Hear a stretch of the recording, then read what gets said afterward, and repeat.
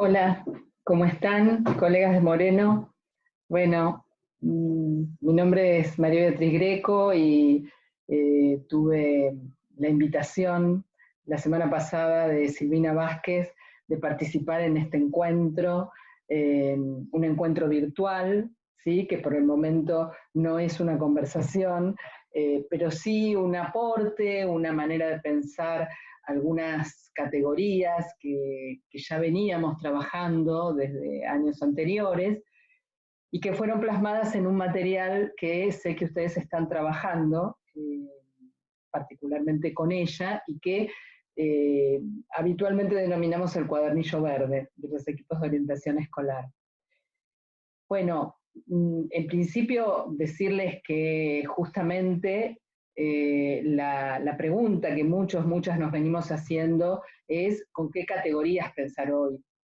¿Qué es lo que alcanza para dar cuenta de lo que nos pasa en este contexto de una pandemia y de un aislamiento, de una cuarentena que nos obliga de alguna manera a, en principio, no habitar los mismos espacios que habitamos cotidianamente, no poder acceder a la escuela como ese espacio de lo común que nos reúne y que nos hace encontrarnos todos los días, pero por otro lado nos obliga, sí, a repensar qué continuidad le damos a ese encuentro institucional. Algunos lo denominan continuidad pedagógica, pero sin duda, sí, creo que hay algo de tomar registro de que este es un momento para interrumpir, para detenernos, para hacer de este tiempo que se suspende una nueva experiencia, para pensar, para encontrarnos en el pensamiento con otros, pero en el mismo momento no abandonar algunas formas alternativas de hacer saber, ¿no?, a esos chicos, esas chicas, esas familias con las que trabajamos en tiempos normales a través de la educación, que aquí estamos.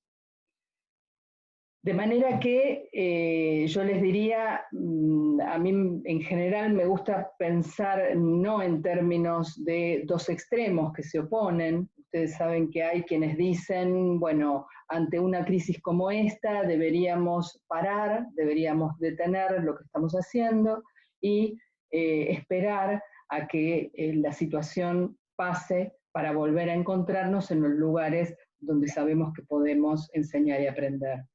Y hay otros que pareciera, ¿no?, que nada ha ocurrido o hacemos como que nada ha ocurrido y avanzamos con una cierta lógica ya instalada de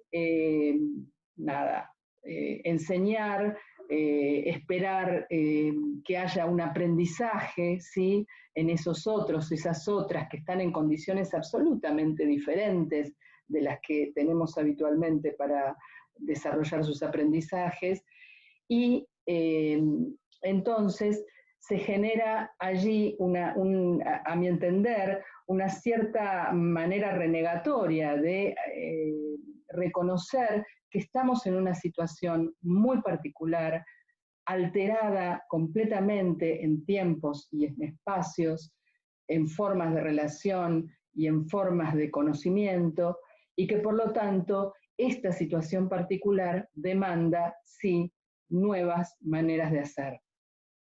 Ahora, yo les decía, tenemos las categorías con las que venimos pensando hace tiempo, que aún siguen dándonos, y yo les diría que con mayor potencialidad hoy nos siguen dando material para pensar las intervenciones de los equipos de orientación escolar.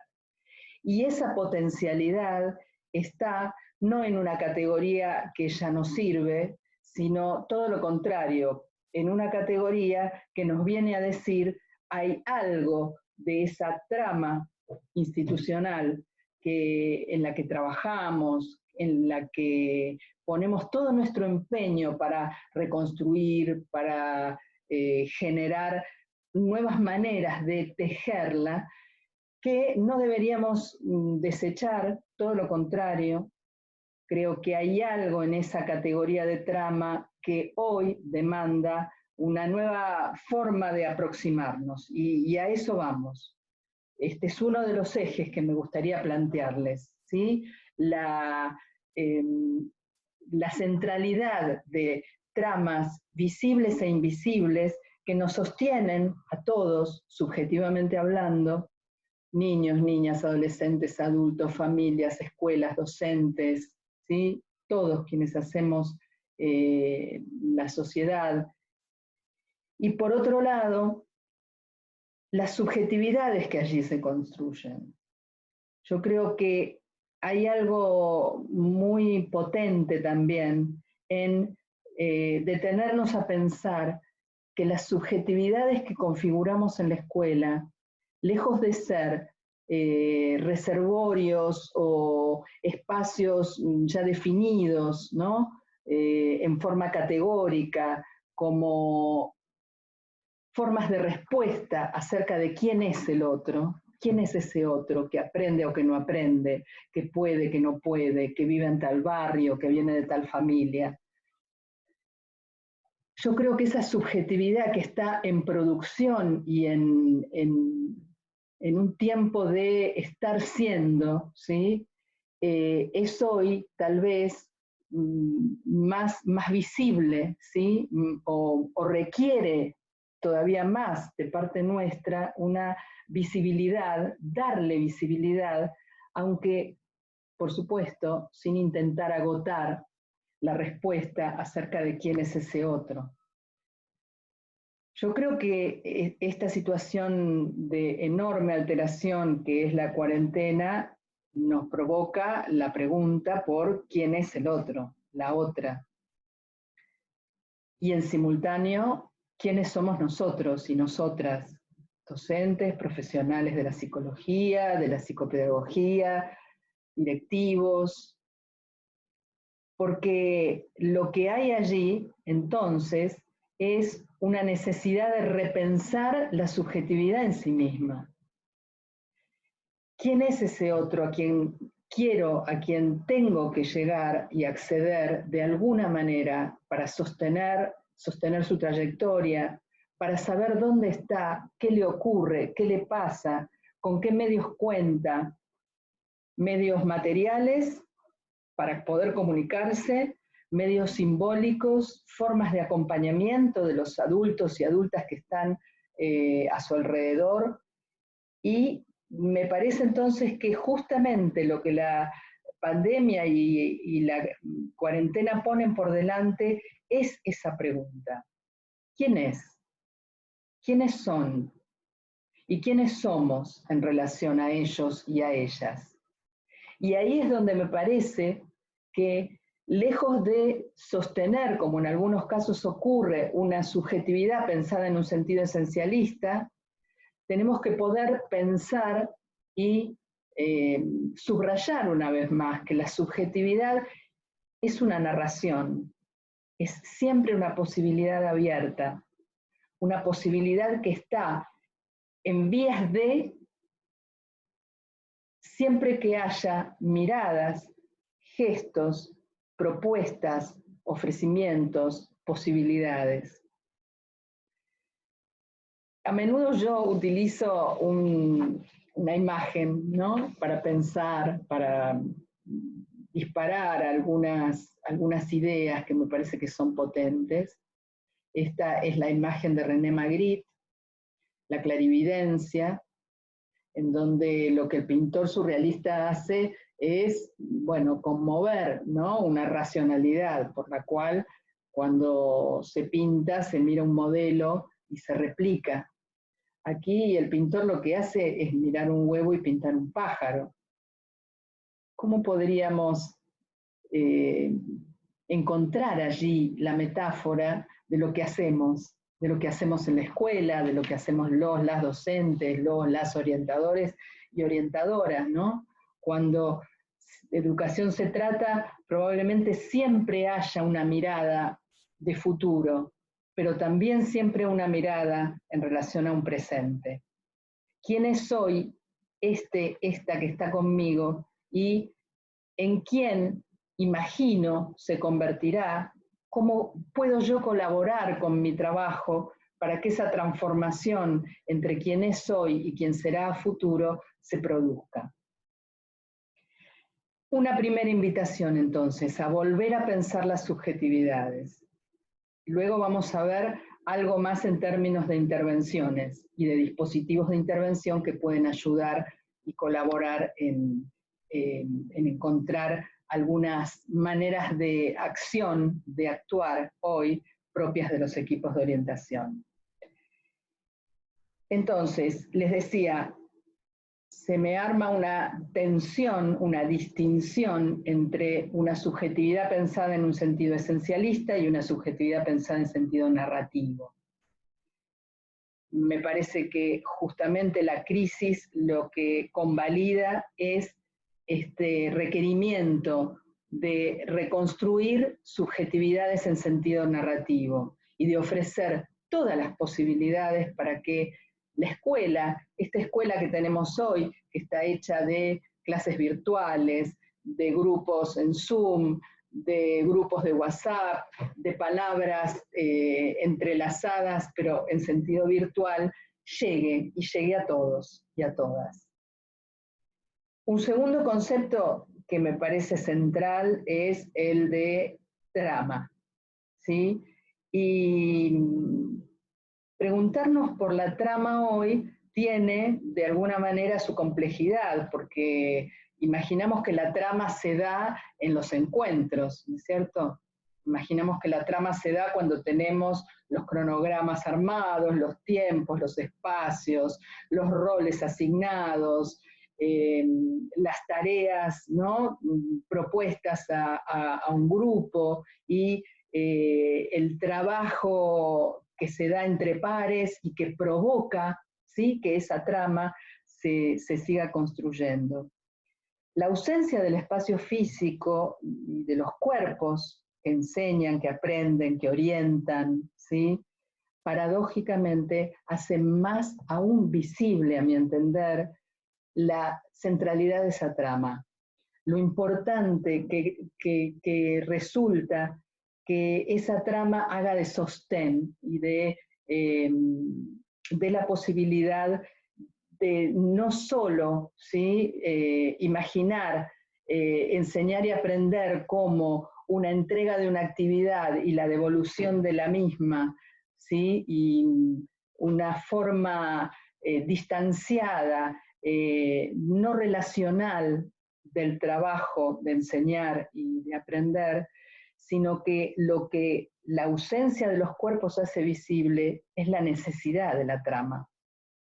Es la posibilidad de que esa escuela a la que a veces criticamos, con la que muchas veces nos enojamos y que decimos cómo hacer para cambiarla, para transformarla, no la veamos como fácilmente sustituible por unos modos virtuales de mandar una tarea y de recibir la respuesta a cambio y de luego volver a enviar una devolución en relación a la tarea. Digo, hay algo ahí del trabajo específico de la enseñanza que nos muestra cómo trasciende, ¿sí?, en algún sentido, el acto de ofrecer un objeto pedagógico y recibir una respuesta.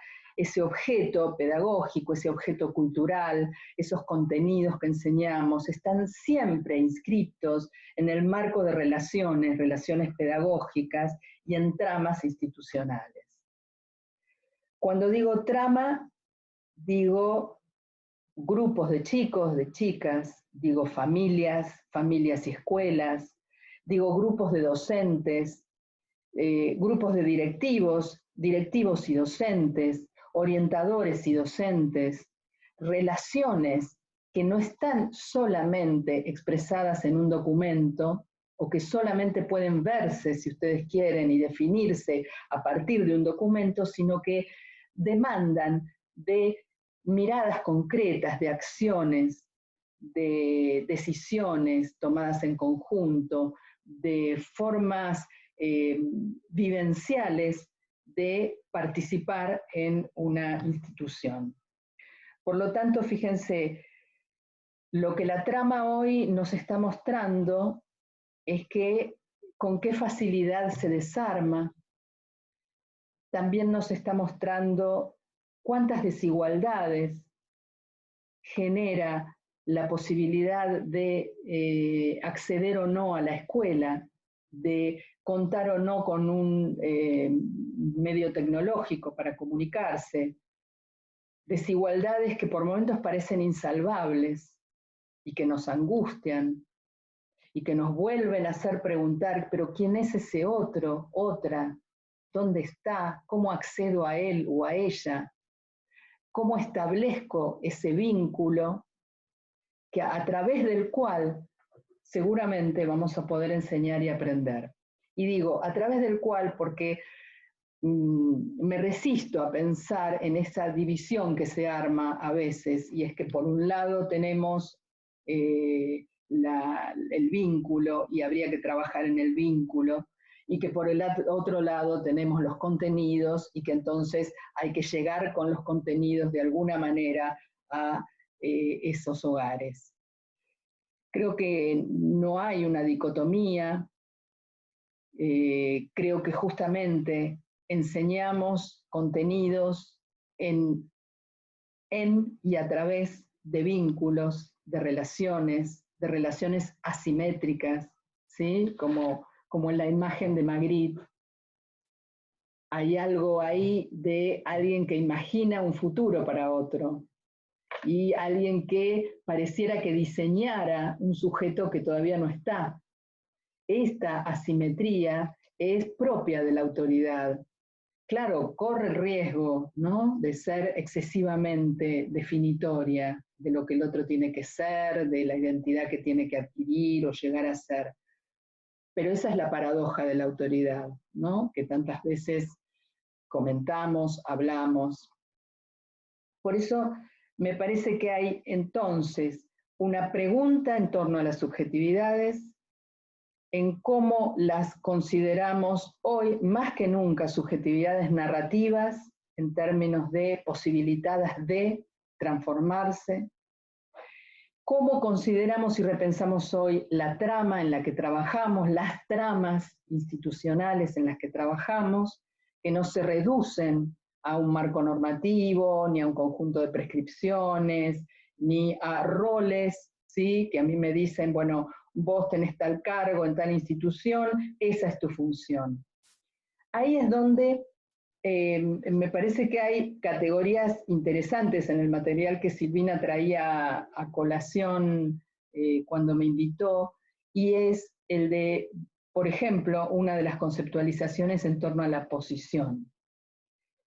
En aquel momento, cuando empezamos a trabajar en el Ministerio con equipos de orientación de todo el país, lo que advertimos era que a menudo las posiciones específicas de la orientación escolar no estaban configuradas porque, si bien podían estar plasmadas en una resolución, en un documento, en una ley, no terminaban de armar un lugar con una cierta especificidad, que es la de intervenir con una mirada institucional que trasciende las individualidades denominadas en déficit y que está tal vez todo el tiempo su trabajo referido a reconstruir y rearmar esa trama que decimos con hilos visibles, invisibles, que se rasga, que se rompe y que está todo el tiempo en movimiento y en construcción.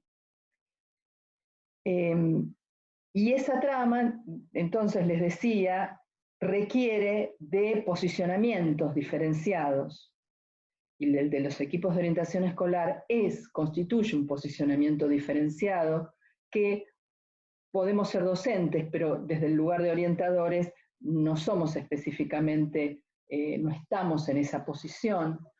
Podemos ser directivos, ¿no?, en otra institución. Sin embargo, el de orientador, orientadora escolar, supone una posición que asume justamente una autoridad que no está hecha de mando y obediencia, de dominio de uno sobre otro, sino que está configurada por un permanente preocuparse por el trabajo del otro, por las condiciones de trabajo del otro, de un docente, de un directivo, de una familia en relación a sus hijos e hijas, y que está atento y atenta, esa posición atenta permanentemente a generar ligadura, a generar un sentido en el trabajo, al interior de un proyecto, al interior de un nivel o en determinados tramos de las trayectorias. Entonces yo les diría que hay sí ahí en esa relación trama-posición un vínculo fuerte a pensar para los equipos de orientación escolar. ¿Cuál es nuestra posición? ¿De qué va nuestro trabajo? ¿Sobre qué aspectos vamos a focalizar?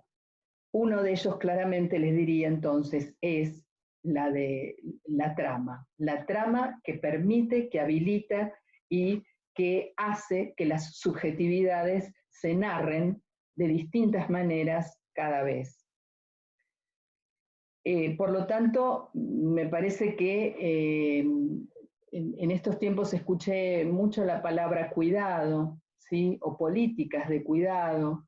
Me parece que el cuidado, entendido no en un sentido paternalista, sino en el sentido de hacerse cargo de la fragilidad que implica un otro que está en plena construcción y que se está delineando. Esa fragilidad, esa subjetividad que está en construcción, requiere, demanda de andamiajes, de vínculos, de palabras, de acciones, y nuestro trabajo tiene que ver con eso.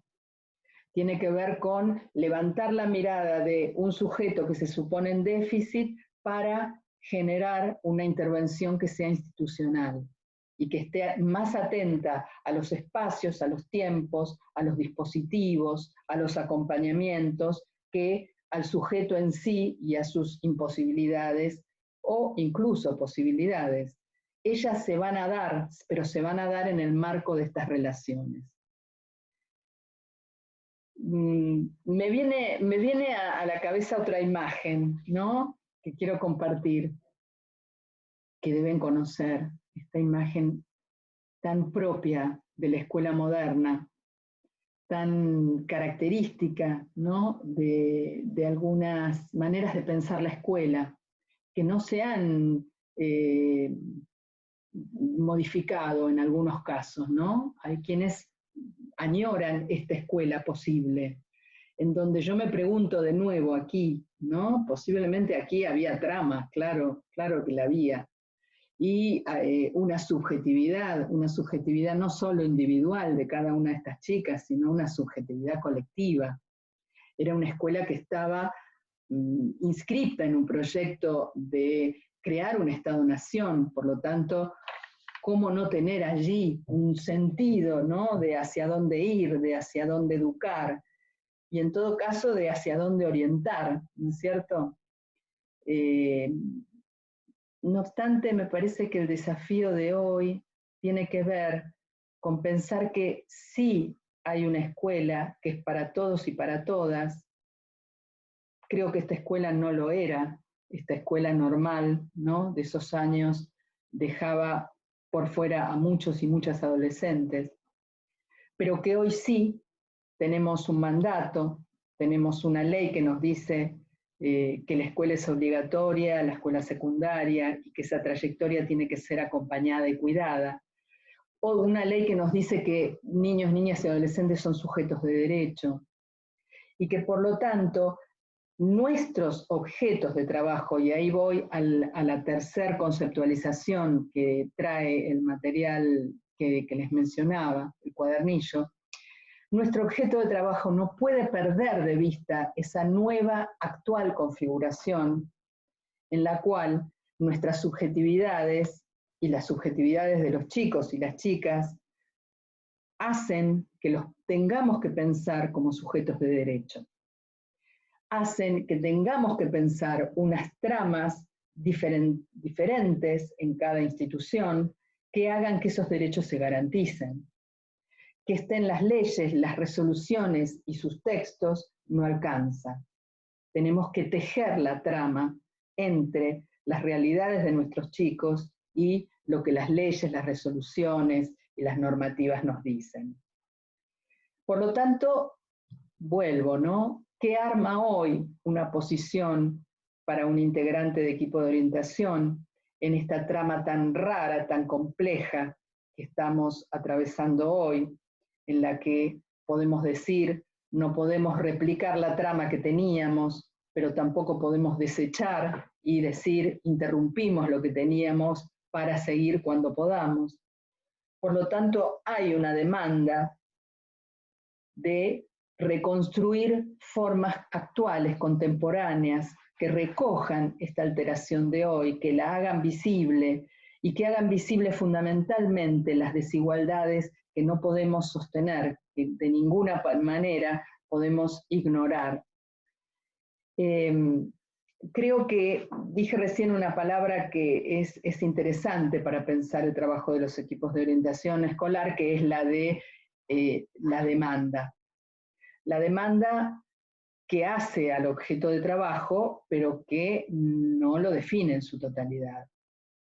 La demanda es ese primer contacto, tal vez, ese primer llamado que nos hacen a veces las escuelas para que podamos comenzar a pensar un objeto que es más complejo que la demanda y que incluye tal vez sujetos en problemas, grupos en problemas, situaciones de enseñanza a repensar, situaciones de aprendizaje que quedan de alguna manera por fuera de lo que esperamos que ocurra en la escuela, etcétera, etcétera.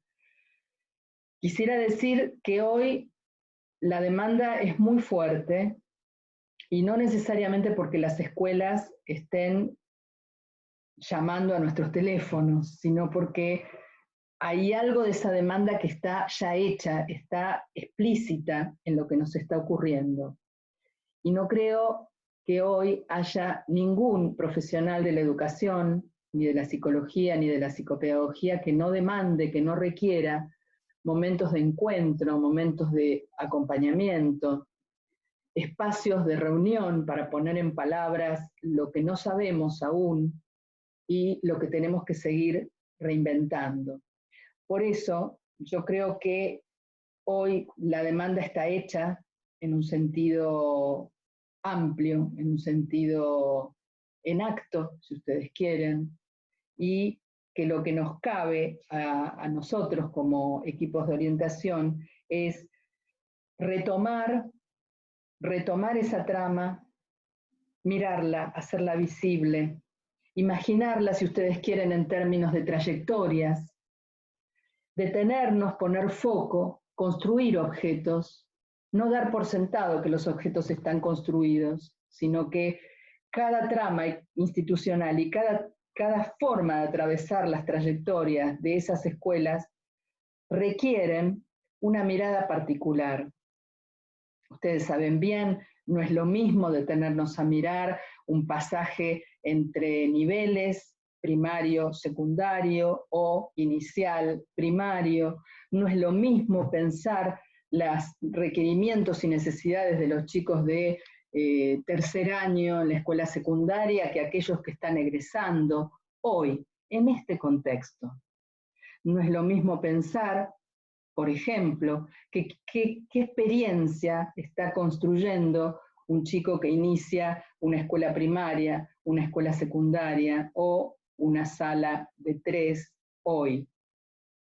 ¿Cuál es esa experiencia? ¿De qué está hecha? Poner foco ahí nos arma objetos de trabajo específicos, con materiales específicos, con experiencias, que yo creo que convierten nuestro trabajo ya no en un salir a a una especie de salvataje, ¿no? De lo que no está, de lo que no se da, de lo que funciona mal, sino poder acompañar de la mejor manera, producir problematizando algunas preguntas y sostener el trabajo sumamente arduo que en este momento docentes, directivos, inspectores están haciendo en las diferentes regiones.